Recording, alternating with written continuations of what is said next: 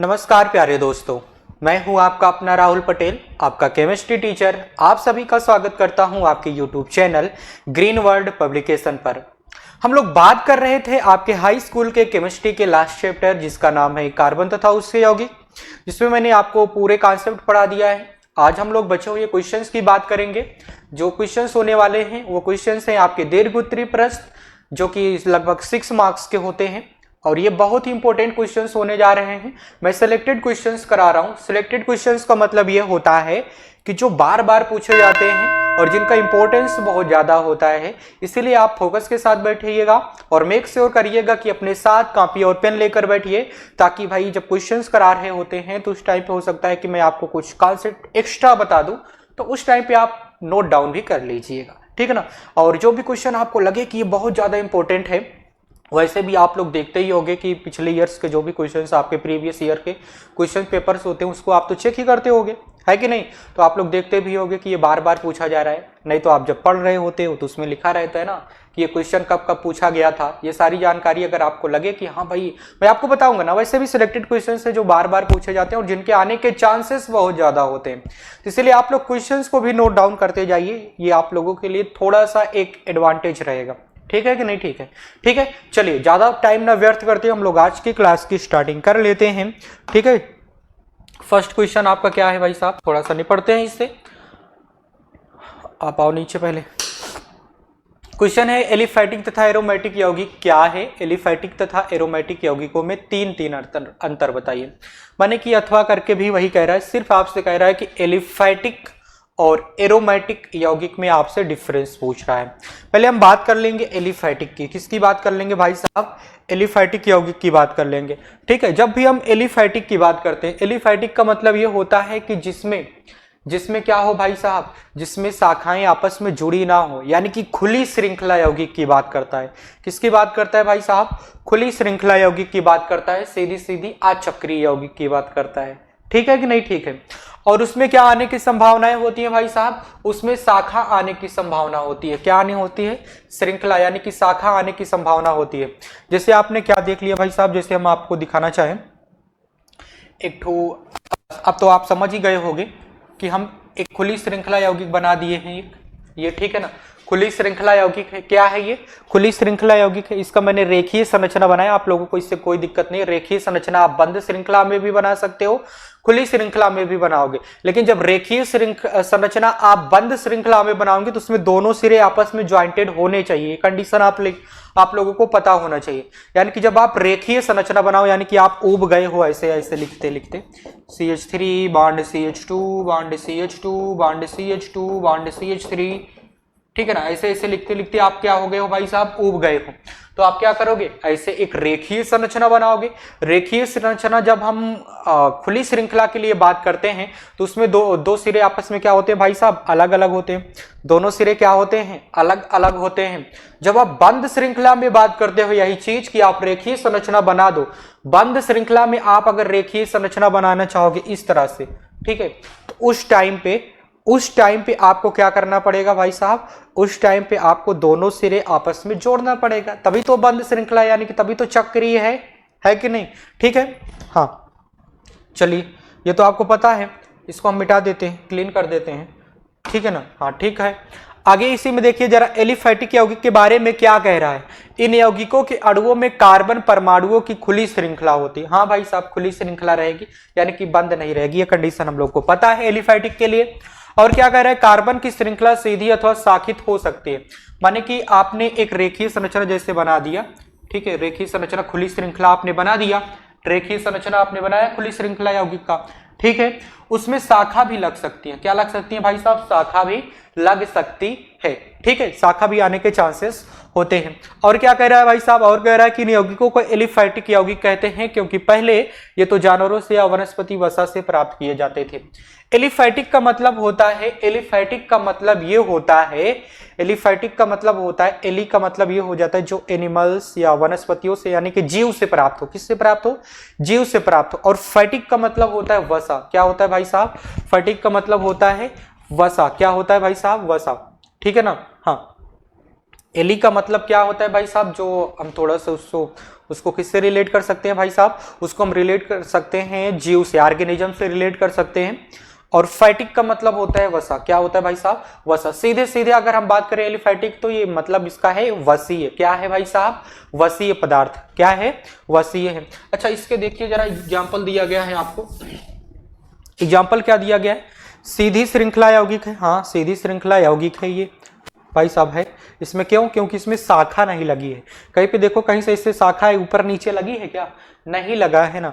माने कि जैसे आपको ये सीधी श्रृंखला यौगिक अगर बनाना है एलिफैटिक का तो ऐसे ऐसे बना दो, ठीक है ना। रेखीय संरचना में आप ऐसे बना सकते हो। आप नहीं लिखना चाहते हो, कार्बन और हाइड्रोजन को पूरा नहीं दर्शाना चाहते हो तो इस तरह से आप बना सकते हो। फिर आगे क्या कह रहा है, आगे अगर इसमें शाखा बनाना चाहो, शाखित कर दो तो आप शाखित बना दो, ऐसे ऐसे कर दो, नहीं तो आपकी मर्जी। शाखा इसमें जैसे भी दिया रहेगा शाखा भी आप लगा सकते हो, ठीक है कि नहीं, ठीक है। उसको शाखित श्रृंखला एलिफैटिक यौगिक कहते हैं।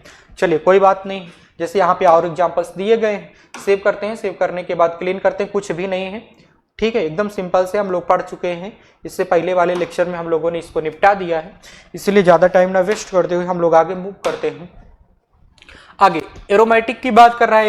एरोमेटिक पे अगर हमें टिप्पणी करना हो तो एरोमेटिक क्या हो जाएगा भाई, ये यौगिक चक्रीय असंतृप्त यौगिक होते हैं, ठीक है कि नहीं, ठीक है। चक्रीय का मतलब इसमें दो सिराएं आपस में क्या होंगी भाई साहब, जुड़ी होंगी। और ये भी कह रहा है कि ये क्या होती है भाई साहब, असंतृप्त। असंतृप्त का मतलब इसमें द्विबंध तो जरूर आएंगे। क्या आएंगे भाई साहब, द्विबंध। और जब एरोमेटिक की बात होती है तो मैंने एरोमेटिक के लिए आपको पिछले लेक्चर में कंडीशंस लिखा दिए हैं, ठीक है कि नहीं। मैंने कंडीशन क्या लिखाया था, चक्रीय होना चाहिए, एकांतर द्विबंध होना चाहिए, प्लेनर यानी कि समतलीय होना चाहिए, और उसका संकरण कैसा होना चाहिए, sp2 होना चाहिए। पिछले लेक्चर में मैंने आप लोगों को पढ़ाया है, जाके आप देख सकते हो, ठीक है कि नहीं, ठीक है। और इसमें लिखा क्या गया हिंदी में, देखिए क्या कह रहा है भाई साहब, कह रहा है कि ये यौगिक चक्रीय असंतृप्त यौगिक होते हैं। चक्रीय का मतलब आपने ऐसे चक्करदारी कुछ बना दिया, जैसे मैं इसको बना दे रहा हूं, जैसे हमें बनाना है बेंजीन रिंग। मैंने बेंजीन रिंग अगर बनाना है तो भाई चक्री तो होगा ही, और इसमें एकांतर द्विबंध होता है। क्या होता है भाई साहब, एकांतर द्विबंध होता है। जैसे बेंजीन रिंग मैंने बना दिया, बेंजीन रिंग में देखो क्या है, चक्रीय है, हाँ है। असंतृप्त है, हाँ भाई, क्यों, क्योंकि द्विबंध आ रहा है। और मैंने कंडीशन में ये लिखाया था कि एकांतर द्विबंध होना चाहिए। जब भी आप एरोमेटिक की बात करते हो तो एकांतर द्विबंध भी है। और मैंने ये भी कहा था कि अगर हम इसके गुण की बात करते हैं तो ये मीठी गंध का होता है। कैसा होता है भाई साहब, मीठी गंध का होता है। जैसे आपको एग्जाम्पल में दे रखा है, यहाँ पे देखो ये बेंजीन है, इसको बेंजीन कहते हो, देख लो देख लो देख लो, इसको बेंजीन कहते हैं। बहुत इंपॉर्टेंट है, ये पूछा जा सकता है आपके एग्जाम में। बेंजीन की संरचना ऐसे होती है। बेंजीन की संरचना कैसे होती है भाई साहब, ऐसे ही होती है। बेंजीन की संरचना कैसे होती है, ऐसे होती है। अगर आपसे इसका सूत्र पूछे तब भाई इसमें क्या है, 6 कार्बन है, 6 कार्बन लिख दो। हाइड्रोजन कितना है, यहाँ पे एक हाइड्रोजन रहेगा, हाँ, यहाँ पे भी एक, यहाँ पे भी एक, यहाँ पे भी एक, यहाँ पे भी एक, यहाँ पे भी एक, ठीक है कि नहीं, ठीक है। हर एक मोड़ पे एक एक हाइड्रोजन होगा। क्यों, क्योंकि भाई हर एक के पास द्विबंध है कि नहीं है ना। तो देखिए जरा, जैसे अगर हम यहाँ कार्बन दिखाना चाहें तो कार्बन है, इसके साथ कितने बंध है, एक ठुत ई वाला बंध हो गया, इधर द्विबंध हो गया, यानी कि 3 बंध हो गया। कार्बन की संयोजकता होती है 4, तो यानी कि इसके साथ एक ही हाइड्रोजन जुड़ पाएगा, तो एक ही हाइड्रोजन आप जोड़ दो। समझ रहे हो कि नहीं समझ रहे हो, समझ रहे हो ना। अच्छा अब जरा इसका सूत्र लिख के दिखाओ। कार्बन 6 है, क्योंकि 6 मोड़ है तो 6 कार्बन लिख दो। हाइड्रोजन कितना है, हर एक मोड़ पे एक एक हाइड्रोजन है। क्यों, क्योंकि भाई एक ही हाइड्रोजन अब यहाँ पे जुड़ पाएगा। क्यों, क्योंकि एक हाइड्रोजन जुड़ने पे कार्बन के साथ संयोजकता पूरी हो जा रही है, ठीक है कि नहीं, ठीक है। टॉलुइन को देखो, टॉलुइन जो बेंजीन रिंग है ना, ये बेंजीन रिंग है, ठीक है, ये बेंजीन रिंग है। और बेंजीन रिंग पे देखो ऊपर अगर CH3 जुड़ा होता है तब इसको टॉलुइन कहते हैं। क्या कहते हैं, टॉलुइन कहते हैं। क्या कहते हैं भाई साहब, टॉलुइन कहते हैं। अगर इसी बेंजीन रिंग पे NO2 जुड़ा हो तब इसको नाइट्रोबेंजीन कहते हैं। क्या कहते हैं, नाइट्रोबेंजीन कहते हैं। अगर इसी बेंजीन रिंग पे एक OH जुड़ा हो, क्या जुड़ा हो भाई साहब, OH जुड़ा हो, बेंजीन रिंग पे OH लगा हो, ठीक है ना। जब OH लगा होता है तब इसको फिनॉल कहते हैं। क्या कहते हैं भाई साहब, फिनॉल कहते हैं। लिख लीजिएगा फिनॉल। ठीक है ना, इसको फिनॉल कहते हैं। आप लोग इसका स्क्रीनशॉट, अच्छा इसका सूत्र भी बता दीजिए। सर आपने इसका तो बताया, इसका आपने नहीं बताया, जाइए इसका भी सूत्र देख लेते हैं। अगर हम इसका सूत्र बनाना चाहें तो ध्यान दीजिएगा, इसमें क्या है भाई साहब, कार्बन की संख्या टोटली कितना है, टोटली कितना है कार्बन की संख्या, कार्बन की संख्या टोटली 7 है, 7 हमने लिख दिया। हाइड्रोजन की संख्या कितनी है भाई साहब, 1 1 1 1 1। यहाँ पे हाइड्रोजन नहीं है, देख लो यहाँ पे हाइड्रोजन नहीं रहेगा इस वाले स्थान पे, क्यों, क्योंकि यहाँ पे देखो दुई बांध ये हो गया, दुई 1 3 1 4। अब क्या हाइड्रोजन लगाओगे, 4 संयोजकता होती है ना कार्बन की, है कि नहीं, यानी कि यहाँ पे एक हाइड्रोजन, 1 1 1 1 1 4 हाइड्रोजन हो गया, और यहाँ पे 3 4 3 7, कितने हाइड्रोजन भाई साहब, 7 हाइड्रोजन। और कार्बन कितने, 7 हाइड्रोजन 7 कार्बन, तो इसको क्या कहते हैं भाई साहब, टॉल्यूइन कहते हैं। क्या कहते हैं भाई साहब, टॉल्यूइन कहते हैं। 7 हाइड्रोजन 7 कार्बन, इसको टॉल्यूइन कहते हैं। आगे इसमें देखिए जरा, इसमें कितना है भाई साहब, इसमें है कार्बन 6, हाइड्रोजन कितना है, हाइड्रोजन 4 है, लिख दो, नाइट्रोजन 1 है, O2 लिख दो, ये हो गया आपका नाइट्रोबेंजीन। और फिनॉल में क्या है, फिनॉल में क्या है, फिनॉल में आपका है भाई साहब कितना कार्बन है, 6 कार्बन है, हाइड्रोजन कितना है, हाइड्रोजन कितना है भाई साहब, 7 है, 7 हाइड्रोजन है, 1 ऑक्सीजन है, ये फिनॉल हो गया। समझे कि नहीं समझे, समझे ना, अच्छा ठीक है। आप लोग इसको लिखना चाहते हो तो लिख लीजिए, मैं आगे बढ़ता हूं। लिख लिए, चलिए मैंने आपको समझा दिया, ठीक, आगे आ जाइए। सेव किया मैंने, सेव करने के बाद हम इसको क्लीन कर देते हैं, फिर अच्छा सेव कर दिया, क्लोज कर दो। क्लोज करने के बाद नेक्स्ट क्वेश्चन पे मूव कर जाओ।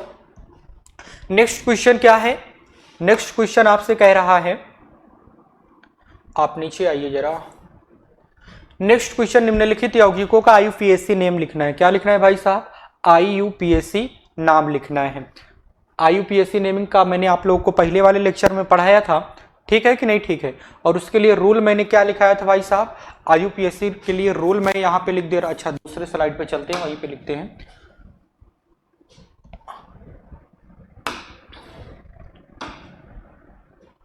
अरे यार गैप नहीं छोड़े क्या, तुम भी बड़े मानुष प्राणी हो भले, यहाँ पे गैप मैंने छुड़वाया था।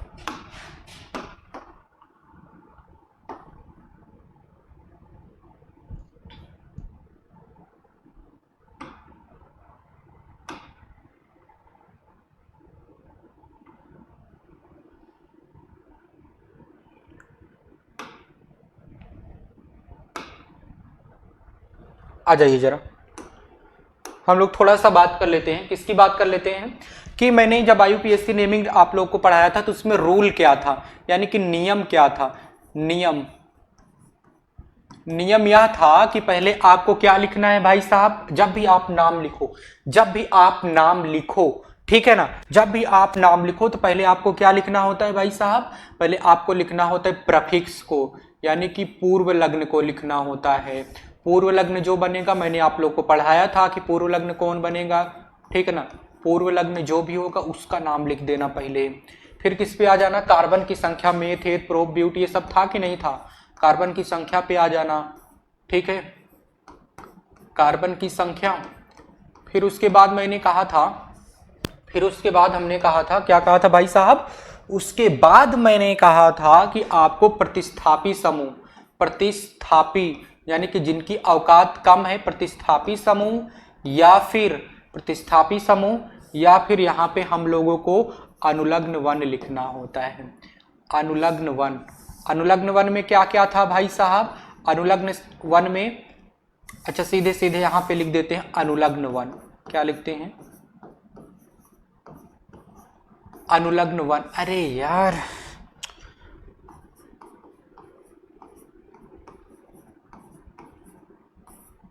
अनुलग्न वन, अनुलग्न वन में क्या क्या था भाई साहब, एक बंध के लिए एल्केन था, दो बंध के लिए एल्कीन था, 3 बंध के लिए एल्काइन था, और इसमें प्रतिस्थापी समूह भी आ सकता है। प्रतिस्थापी समूह यानी कि जो 2 समूह जब किसी कार्बनिक यौगिक में आते हैं जिनकी औकात कम होती है तो उसको प्रतिस्थापी समूह कहते हैं। क्या कहते हैं भाई साहब, प्रतिस्थापी समूह, और उनको अनुलग्न वन के जैसे लिखा जाता है, यानी कि उनको आगे जोड़ा जाता है, ठीक है ना। फिर उसके बाद आपको किसको जोड़ना है, फिर उसके बाद आपको प्रिंसिपल फंक्शनल ग्रुप यानी कि अनुलग्न 2 को जोड़ना है, जिसकी औकात ज़्यादा होती है, जो पहले आते थे। आपको मैंने क्रियात्मक समूह का पूरा लिखाया था कि नहीं, कितने क्रियात्मक समूह हैं, ठीक है, अनुलग्न 2। ठीक, आप लोग क्या करिए, इसको नोट डाउन करिए। तो हम इसको क्या करते हैं भाई साहब, सेव करते हैं। सेव करने के बाद हम इसको क्लीन कर देते हैं। क्लीन करने के बाद हम लोग क्वेश्चंस पे मूव करते हैं। क्वेश्चन क्या था आपका पहला वाला, फर्स्ट क्वेश्चन ये है। फर्स्ट क्वेश्चन कहां से कहां तक है भाई साहब,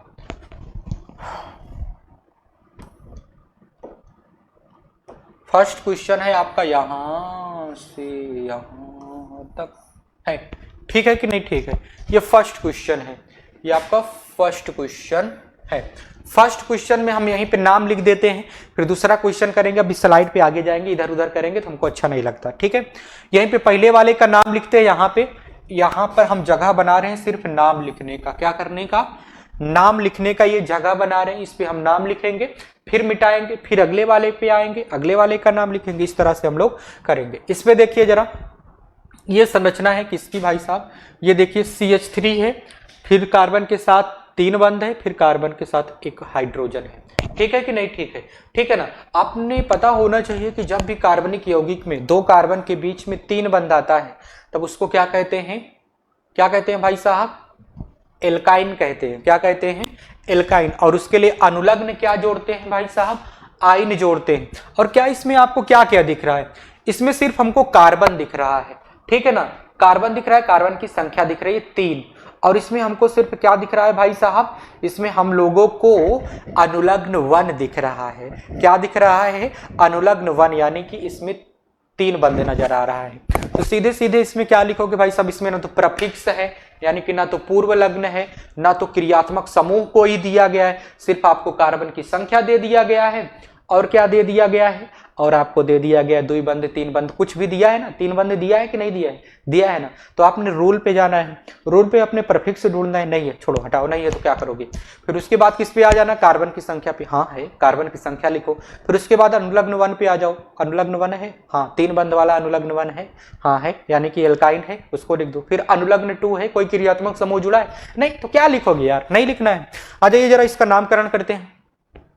नामकरण में हम पहले इसके कार्बन की संख्या को लिखते हैं। कितनी कार्बन है भाई साहब, 3। 3 के लिए क्या कहते हो, क्या कहते हो भाई साहब, प्रोप। क्या लिखते हो, प्रोप, प्रोप लिख दो। हिंदी में लिखते हैं, अच्छा इंग्लिश में लिखते नहीं तो हिंदी में बहुत बड़ा बड़ा लिखाएगा यार। प्रोप हमने लिख दिया, प्रोप लिखा ना, अच्छा प्रोप आपने लिखा, ढंग से लिखो यार, ये राइटिंग है कोई, क्या करें यार, ये मेरे से अच्छा नहीं, मेरे से अभी थोड़ा नया नया है ना, सीख जाऊंगा। प्रोप है, हाँ है। और कैसरे स्थान पे कार्बन 2 बंध 3 बंध लगाए, 3 बंध कैसरे स्थान पे लगाए, गिनती किधर से करोगे, जिधर से ये नजदीक पड़े, 1 2 3, कैसरे नंबर पे है, 1 के नंबर पे तो है, तो यहाँ पे लिखोगे 1 1, फिर क्या लगाओगे, अनुलग्न 1। और 3 बंध के लिए क्या जोड़ते हैं, अनुलग्न आइन, YNE। ये जब 2 वेरिएबल साथ में आते हैं तो एक्टिव ड्रॉप हो जाता है। तो सीधे सीधे आप इसको लिख सकते हो प्रोपाइन।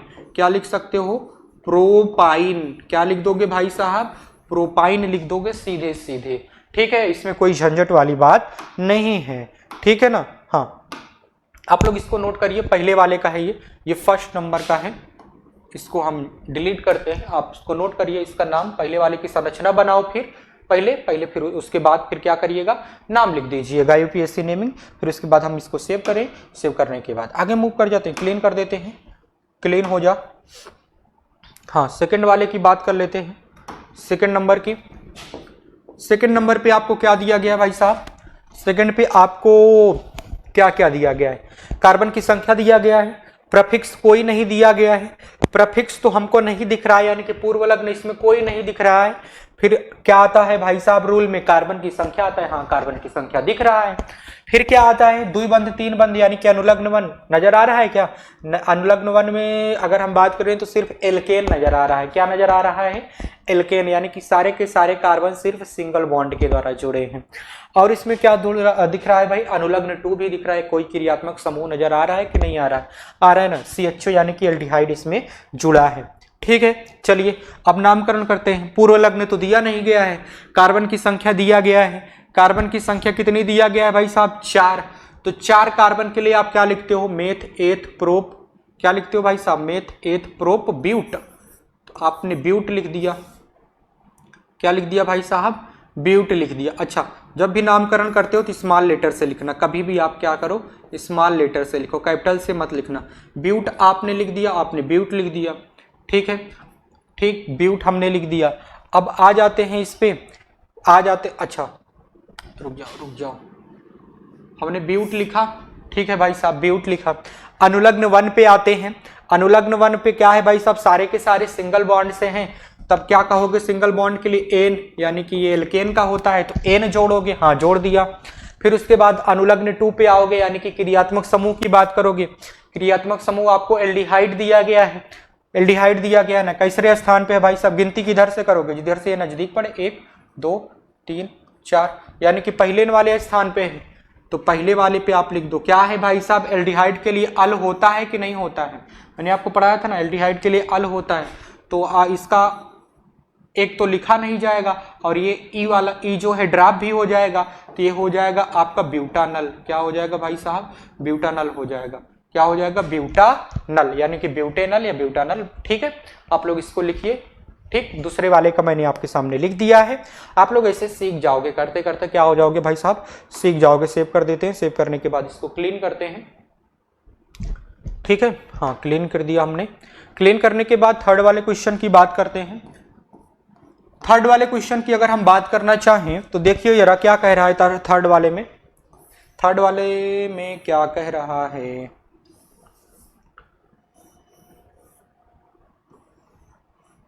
थर्ड वाले में क्या कह रहा है भाई साहब? थर्ड वाले में आपको दिया गया है ये सब, यानी कि आपको कार्बन कार्बन एकल बॉन्ड के द्वारा जुड़ा है आपस में, और एक कार्बन के साथ O जोड़ दिया है। और जब इस तरह से आपको दिखता था, जब कभी भी आपको मैंने पढ़ाया था क्रियात्मक समूह में कार्बन के साथ दोनों तरफ एक बंध जुड़ा हो और उसी के साथ एक ऑक्सीजन द्विबंध के साथ जुड़ा हो, ऐसी संरचना कीटोन की होती है कि नहीं होती है?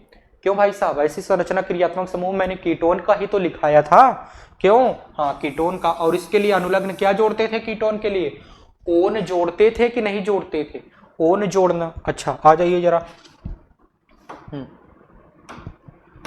देखिए 3 कार्बन है, कोई पूर्व लग्न तो है नहीं, इसमें नहीं लिखना है। कार्बन की संख्या है, हाँ है। 3 कार्बन के लिए क्या लिखते हो भाई साहब? 3 कार्बन के लिए मेथ एथ प्रोप लिखते हो तो प्रोप लिखो। प्रोप हमने लिख दिया, ठीक है, प्रोप हमने लिख दिया, ठीक। यहाँ पे ई लिखो चाहे ना लिखो, हटाओ, अभी वैसे भी कट जाएगा, कोई जरूरत नहीं है। प्रोप हो गया। और यहाँ पे देखो जरा, ये सारे के सारे एकल बॉन्ड से कार्बन आपस में जुड़े हैं, यानी कि अनुलग्न 1 क्या है? एन है, तो एन जोड़ दो, प्रोपेन हो गया। हाँ भाई साहब, प्रोपेन हो गया। और एल्डिहाइड कर कैसरे पे है भाई साहब? दूसरे पे है, चाहे इधर से गिनो चाहे उधर से गिनो, बात एक ही है। दूसरे पे आएगा कि नहीं आएगा? कैसरे नंबर पे है? 2 नंबर पे है। ओ सॉरी, कीटो, मैं एल्डिहाइड बोला क्या? कीटोन देखो जरा, दूसरे नंबर पे आ रहा है कि नहीं आ रहा है? इधर से भी गिनते तो दूसरे पे आता। अच्छो, जुकाम बड़ा तेज हो गया है यार, क्या करूं, सर्दी में फर्दी हो गया।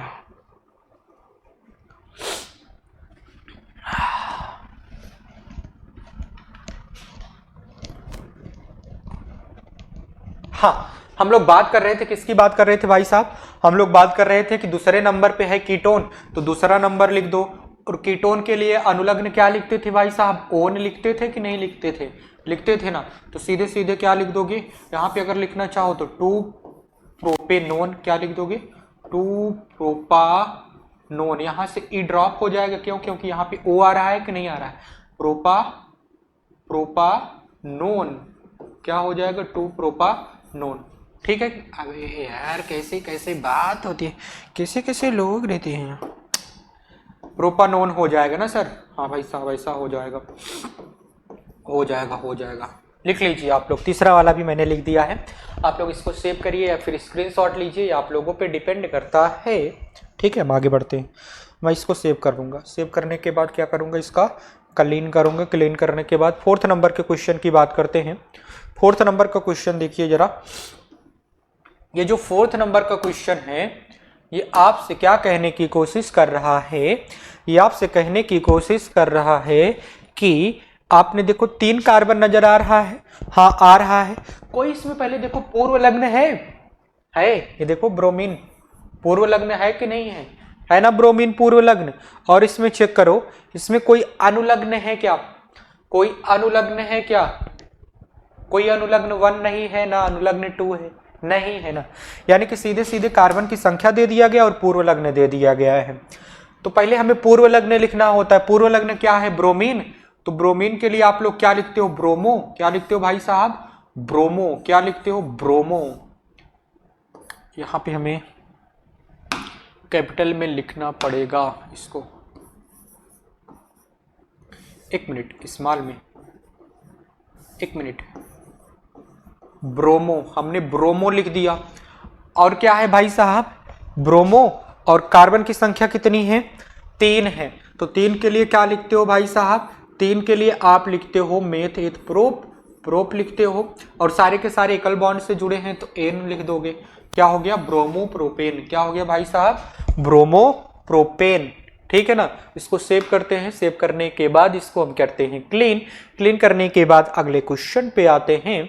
अगला क्वेश्चन ये 4th नंबर का क्वेश्चन था भाई साहब, ठीक है, 4th नंबर का क्वेश्चन था।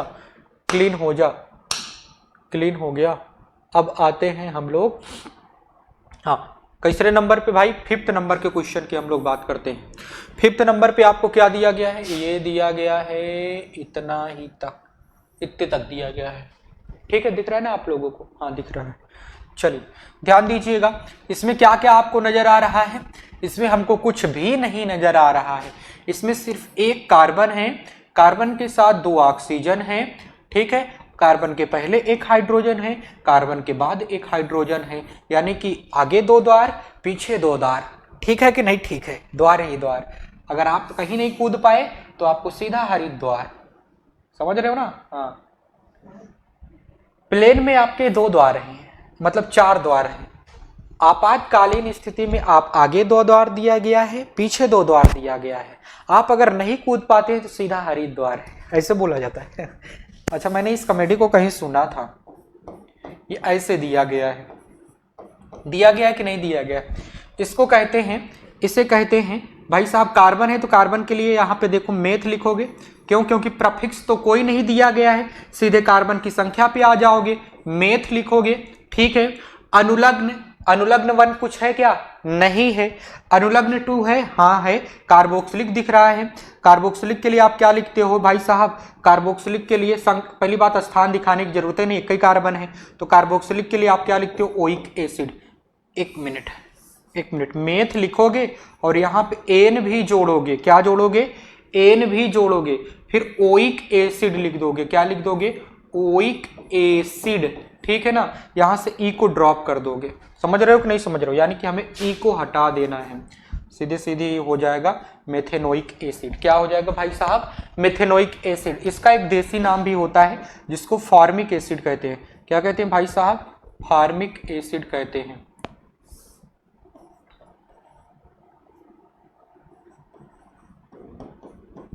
इसको फॉर्मिक एसिड भी कहा जाता है। ठीक है, चलिए 5th नंबर तक मैंने करा दिया, सेव करता हूं। सेव करने के बाद इसको क्लीन कर देते हैं। आप लोग सिर्फ वो रूल पे रखिएगा, रूल पे आ जाइएगा। ठीक है ना, हाँ आ जाइए। यहाँ पे देखिए जरा, यहाँ पे 5th नंबर के क्वेश्चन की बात हो रही है। तीसरे नंबर की बात हो रही है भाई साहब, 5th नंबर के क्वेश्चन की बात हो रही है। देखिए जरा 5th नंबर के क्वेश्चन ये 2023 में पूछा गया था, इसीलिए आप लोग फोकस करके देखिएगा। और ये बहुत ही इंपॉर्टेंट क्वेश्चन है। ठीक है, चलिए देखिए जरा, ये क्वेश्चन है ऐसे ऐसे ऐसे। ठीक है भाई साहब, हाँ ऐसे। देखिए ये पहले तो हमें प्रफिक्स नामकरण करते समय हमें प्रफिक्स ढूंढना है।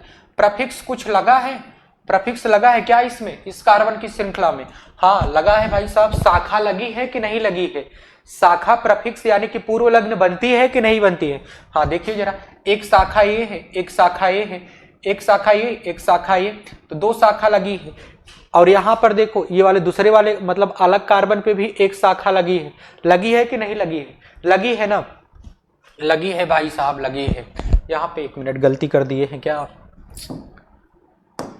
यहाँ पे CH3 रहेगा, 3 कर देते हैं, ये CH3 है। ठीक है कि नहीं, ठीक है, ठीक है, कोई बात नहीं है, हो जाता है प्रिंटिंग मिस्टेक। ठीक, चलिए आ जाइए जरा, आ जाइए। इस वाले कार्बन की श्रृंखला में 3 शाखा नजर आ रही है, और शाखा ही तो पूर्व लग्न होता है, शाखा ही तो पूर्व लग्न होता है। और जब भी पूर्व लग्न को आप लिखोगे, कहीं पे अगर जुड़ा है तो उसके स्थान को भी दिखाओ। पहले वाले पे जुड़ा है तो नहीं भाई, पहले पे अगर पहले पे जुड़ गया है तो उसको क्या पहले 1 नंबर को नहीं दिखाया जाता, बाकी और बीच में कहीं जुड़ा है तो दिखाया जाता है। गिनती किधर से करोगे, इधर से कि इधर से? गिनती हम इधर से करेंगे, क्यों? क्योंकि इधर भाई शाखा नजदीक भी है और संख्या भी ज्यादा है, 1 2 3 4 5। ठीक है कि नहीं, ठीक है, ठीक है भाई साहब। 2 नंबर पे क्या है, 2 पहले लिखो, स्थान लिखो। पूर्व लग्न क्या है भाई साहब, 1 मिथाइल लिए, 1 मिथाइल लिए तो 2 मिथाइल है, तो इसके लिए डाई मिथाइल लिखोगे। 2 पे डाई मिथाइल है, तो इसीलिए 2 के स्थान को 2 बार लिखना पड़ेगा, क्योंकि 2 ठू आ रहा है तो 2 बार लिखो भाई साहब, स्थान एक ही बार नहीं लिखना है। 2, 2 पर ही क्या है भाई साहब, डाई मिथाइल। क्या है, डाई मिथाइल, हमने लिख दिया डाई मिथाइल। अब फिर क्या लिखना है, हाइफन लगाना है। हाइफन लगाने के बाद ये कार्बन की संख्या कितनी है, 5 है। 5 के लिए पेंट लिखते हो, पेंट लिख दिया, और सारे के सारे एकल बॉन्ड से जुड़े हैं। अच्छा 1 मिनट, अभी एक ठुत और लिखा था ना पूर्व लग्न, इसको मैंने क्यों छोड़ दिया यार, उसको ध्यान में ही नहीं दिया, अभी तो गड़बड़ा जाता, गड़बड़ा जाता कि नहीं गड़बड़ा जाता। चलिए 5th नंबर की हम बात ही कर रहे हैं तो फिर से देख लेते हैं एक बार। देखिए जरा, यहाँ पे भी मिथाइल, यहाँ पे भी मिथाइल, यहाँ पे भी मिथाइल, कैसरे कैसरे स्थान पे है भाई साहब, स्थान दिखाओ। पहली बात पूर्व लग्न के लिए 2, 2 पर क्या है भाई साहब, और एक स्थान और भी तो है 4 वाले पे, 4। कितना मिथाइल हो गया आप, टोटल कितना मिथाइल हो गया यार? 3 मिथाइल के लिए ट्राई लिखते हो नहीं लिखते हो, तो ट्राई लिखोगे। हाँ भाई साहब, ट्राई मिथाइल आप लिखोगे, ट्राई मिथाइल हमने लिख दिया। अब कई कार्बन है भाई साहब, हाइफन लगाओ, कई कार्बन है, 5 कार्बन के लिए पेंट लिखते हो, और सारे के सारे एकल बॉन्ड से जुड़े हैं तो एन लिख दोगे। और कहीं पर आपको अनुलग्न 2 या अनुलग्न 1 दिख रहा है क्या, नहीं दिख रहा है तो छोड़ो, हटाओ, सेव करो। सेव करने के बाद इसको क्लीन करो, आप लोग इसको नोट डाउन करिए, ठीक है ना। हम आगे बढ़ते हैं क्लोज करके। हाँ, नेक्स्ट क्वेश्चन,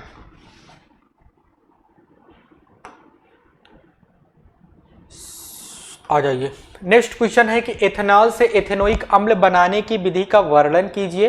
निम्नलिखित यौगिकों के साथ एथेनोइक अम्ल का रासायनिक सूत्र लिखिए। ठीक है ना, एथेनॉल से एथेनोइक अम्ल का बनाने की विधि का वर्णन कीजिए। चलिए पहले हम इसका समीकरण बनाते हैं, तब इसका वर्णन कर लेंगे, ठीक है कि नहीं, ठीक है। पहले हम समीकरण बनाते हैं। पहला वाला क्या कह रहा है भाई साहब, अच्छा यहाँ पे अथवा एस्टरीकरण पर संक्षिप्त टिप्पणी लिखिए। 1 मिनट, इसमें ज्यादा इंपॉर्टेंट कौन है, ये इंपॉर्टेंट है या फिर ये इंपॉर्टेंट है? इसके हम सिर्फ रिएक्शन को लिख देते हैं, ठीक है ना, इसके सिर्फ रिएक्शन को लिख देते हैं, बाकी ये वाला ज्यादा इंपॉर्टेंट है। क्यों? क्योंकि ये बहुत बार पूछा गया है यार, ठीक है कि नहीं, ठीक है। चलिए हम इसके रिएक्शन को लिख देते हैं, अथवा वाले को अभी कर लेंगे, ठीक है। पहले वाले में देखो जरा, फर्स्ट नंबर की बात करते हैं। फर्स्ट नंबर पर आपको किसके साथ अपक्रिया कराना है, एथेनोइक अम्ल दिया गया है। क्या दिया गया है, CH3 बॉन्ड लगाओ, COOH, आपको एथेनोइक अम्ल दिया गया है, और किसके साथ अपक्रिया कराने के लिए कह रहा है, पहला वाला किसके साथ, सोडियम के साथ, ठीक है ना। सोडियम जो होता है भाई साहब, सोडियम इसमें से हाइड्रोजन को क्या कर देगा, विस्थापित कर देगा। किसको विस्थापित कर देगा, हाइड्रोजन को। तो ये क्या बन जाएगा भाई साहब, सोडियम एसीटेट। क्या बन जाएगा, सोडियम एसीटेट बन जाएगा, प्लस में हाइड्रोजन गैस बन जाएगी, ठीक है ना। और दूसरा वाला क्या है भाई साहब, दूसरे वाले में आपको दिया गया है कि आपको सोडियम कार्बोनेट के साथ कराना है। किसके साथ कराना है भाई साहब, सोडियम कार्बोनेट के साथ कराना है, किसका, एथेनोइक अम्ल का। CH3 बॉन्ड COOH का आपको कराना है, किसके साथ, आपको कराना है सोडियम बाइकार्बोनेट के साथ NaHCO3 के साथ। ये तो रिएक्शन वाले पार्ट हैं यार, इसका आपको कराना है किसके साथ? एथेनोइक अम्ल के साथ। तो सोडियम क्या करेगा? पहली बात तो इससे विस्थापित करेगा, विस्थापित करेगा तो ये बन जाएगा sodium acetate CH3COONA, sodium acetate बन जाएगा। प्लस में क्या बन जाएगा? प्लस में इससे CO2 गैस बन जाएगी, प्लस में इससे जल बन जाएगा H2O। बैलेंस आप लोग इसको करके देख लीजिएगा। मैं बैलेंस नहीं कर रहा हूं क्योंकि आपको मैंने बैलेंसिंग सिखाया है। ये आपके लिए एक क्वेश्चन है, इसका आंसर आप कमेंट में जाके दीजिएगा कि सर इसको हमने इस तरह से बैलेंस किया है। ठीक है, हम इसको सेव करते हैं, सेव करने के बाद क्लीन करते हैं ताकि हम इस वाले रिएक्शन को भी दिखा सके। क्या कर सके भाई साहब? इस वाले भी रिएक्शन को दिखा सके। ठीक है ना? चलिए क्लीन कर देते हैं। अगला वाला थर्ड नंबर में कह रहा है, थर्ड नंबर में ये कह रहा है कि आप सांद्र H2SO4 लो और रिएक्शन किसके साथ कराओ? आप एसिटिक अम्ल की, सॉरी एथेनोइक अम्ल या एसिटिक अम्ल, हाँ मैं गलत बोल रहा हूँ क्या? CH3COOH एथेनोइक अम्ल कहो या एसिटिक अम्ल कहो, इसका आपने किसी एल्कोहल के साथ कराना है। किसके साथ कराना है भाई साहब? किसी एल्कोहल के साथ कराना है। ठीक है, और किसकी उपस्थिति में कराना है? सांद्र H2SO4 की उपस्थिति में कराना है। तो ये बन जाएगा एस्टर। क्या बन जाएगा भाई साहब? एस्टर बन जाएगा। ये बन जाएगा आपका क्या? एस्टर बन जाएगा। ठीक है, और क्या बन जाएगा इससे? पानी। क्या बन जाएगा भाई साहब? पानी बन जाएगा। ठीक है कि नहीं? ठीक है, इसमें से क्या क्या अलग होगा भाई साहब? इसमें से अलग होगा इसका एक हाइड्रोजन और इसका एक OH। ये आपस में शादी कर लेंगे, जल बना लेंगे, बाकी ये वाला जाके इसके साथ जुड़ जाएगा। ठीक है ना? हाँ दिख रहा है आप लोगों को, मैंने समझा दिया है। सेव करता हूं, सेव करने के बाद इसको क्लीन कर देता हूं। अब आ जाते हैं एस्टरीकरण क्या है। इसको थोड़ा सा पहले हम लोग लिखते हैं। एस्टरीकरण एक ऐसी प्रक्रिया है, यह एक ऐसी प्रक्रिया है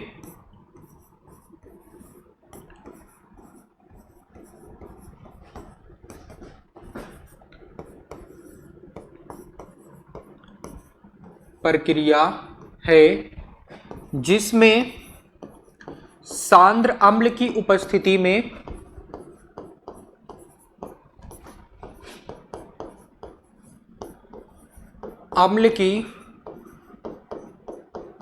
सांद्र अम्ल की उपस्थिति में, ठीक है, सांद्र अम्ल की उपस्थिति में एसिटिक अम्ल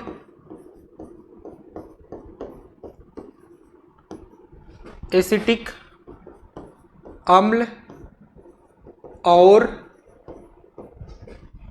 किसी एल्कोहल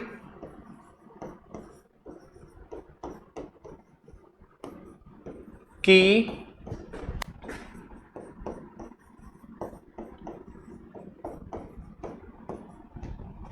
अभिक्रिया के द्वारा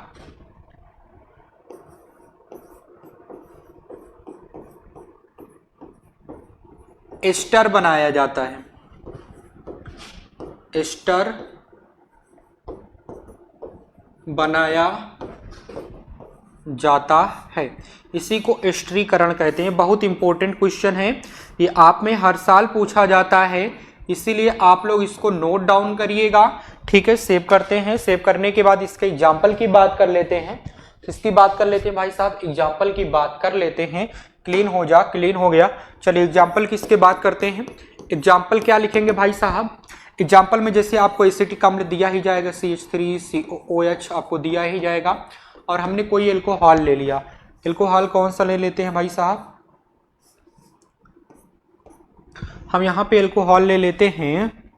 मान लीजिए आपको दिया गया एथाइल एल्कोहल। क्या दिया गया है? एथाइल एल्कोहल CH3, या फिर सीधे सीधे यहाँ पे फार्मूला लिखते हैं C2H5OH। आपको एथाइल एल्कोहल दिया गया है। ठीक है, आपको एथाइल एल्कोहल दिया गया है और किसके उपस्थिति में? सांद्र अम्ल, जैसे हम H2SO4 ले लेते हैं, इसकी उपस्थिति में दिया गया है। तो ये बन जाएगा ester, CH3 bond CO bond कितना दिया गया भाई, CH2 बॉन्ड क्या बनेगा भाई साहब, CH3। ठीक है, ये आपका बन गया। बाकी और क्या बन गया, पानी बन गया। ठीक है ना, आप लोग इसको नोट डाउन करिए। ये एस्टर है, ये ऊपर वाला क्या है भाई साहब, एस्टर है। क्या है भाई साहब, एस्टर है। ठीक है, कौन सा एस्टर, इसका नाम क्या हो जाएगा भाई साहब, इसका नाम हो जाएगा इथाइल मिथाइल एसीटेट, या फिर इसको सीधे सीधे लिख देते हैं हम लोग, क्या बोल देंगे, मिथाइल एसीटेट। एक मिनट, मिथाइल एसीटेट नामकरण कर ही लेते हैं यार, लिख ही लेते हैं, नहीं तो हम वैसे बोल देंगे तो गड़बड़ हो जाएगा। गिनती तो इधर से करेंगे, 1 2 3 4। ठीक है भाई साहब, 4 है। तो 4 कार्बन के लिए हम क्या लिखेंगे भाई साहब, प्रफिक्स तो नहीं है कोई। 4 कार्बन के लिए हम लोग लिखेंगे प्रोप ब्यूट लिखेंगे, ब्यूट। फिर सारे के सारे सिंगल बॉन्ड से है तो ब्यूटेन हो जाएगा। ब्यूटेन कैसे पे है, 2 नंबर पे है, 2 नंबर पे है एस्टर, तो एस्टर के लिए O8 लिखते हैं। तो क्या हो जाएगा भाई साहब, ब्यूटेन 2O8 या फिर 2 ब्यूटेन O8। ठीक है कि नहीं, ठीक, आप लोग कर लीजिएगा, आप लोग को मैंने इतना सिखा दिया, कर लोगे।